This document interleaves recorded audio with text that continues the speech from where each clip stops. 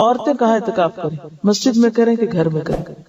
تو بات یہ ہے کہ اعتکاف تو مسجد ہی میں ہے، لیکن اگر کسی مسجد میں یا قریب میں کوئی ایسی جگہ ہے ہی نہیں، یعنی مسجد میں تو عموماً بعض اوقات عورتوں کی نماز پڑھنے کی جگہ نہیں، تو اعتکاف کی جگہ کہاں ہوگی؟ یا یہ کہ جگہ تو ہے لیکن محفوظ نہیں، تو ایسی صورت میں پھر انسان بالکل نیکی سے محروم نہ رہے، گھر میں بیٹھ جائے جہاں اس نے اپنی نماز کی جگہ گھر میں بنائی ہوئی ہے۔ لیکن اصل اعتکاف جو مسنون ہے وہ جامع مسجد میں ہی ہوتا ہے، گھر کی مسجد میں یا اس میں نہیں ہوتا۔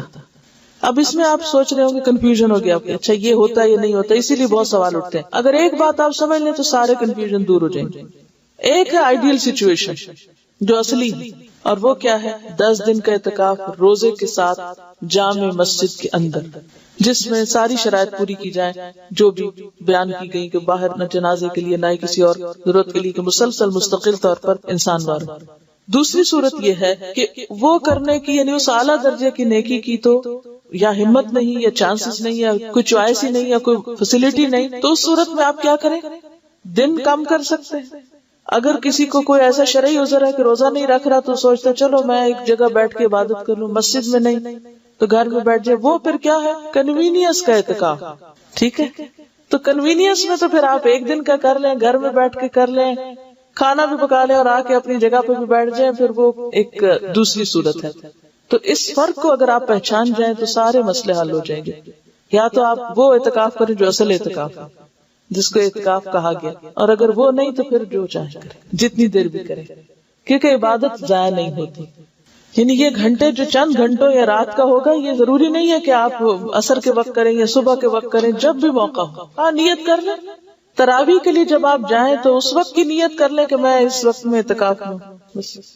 اصل میں فائدہ اس کا کیا ہے؟ یکسوئی سے عبادت کرنا، یہ اصل مقصد ہے۔ عورتوں کو بھی اعتکاف کرنا چاہیے۔ عن عائشہ رضی اللہ عنہا ان النبی صلی اللہ علیہ وسلم كان يعتكف العشر الاواخر من رمضان حتى توفاه الله ثم اعتكف ازواجه من بعده، رواہ مسلم۔ حضرت عائشہ رضی اللہ تعالی عنہا سے روایت ہے کہ نبی اکرم صلی اللہ علیہ وسلم رمضان المبارک کا آخری عشرہ 21 سے 30 رمضان تک اعتکاف فرمایا کرتے تھے، یہاں تک کہ آپ نے وفات پائی۔ آپ کے بعد آپ کی ازواج مطہرات نے اعتکاف کیا۔ اس سے مسلم نے روایت کیا ہے۔ اگر کسی کو اعتکاف کے لیے 10 دن میسر نہ آ سکے تو جتنے دن میسر ہوں اتنے دنوں کا ہی اعتکاف کر لینا چاہیے، حتیٰ کہ ایک رات کا اعتکاف بھی درست ہے، چند گھنٹوں کو بھی کر سکتے۔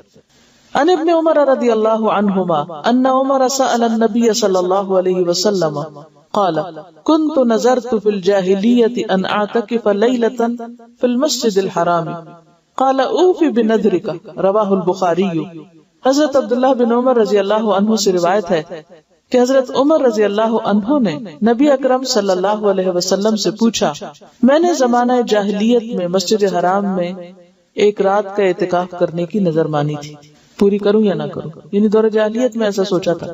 آپ نے فرمایا اپنی نظر پوری کرو۔ اسے بخاری نے روایت کیا۔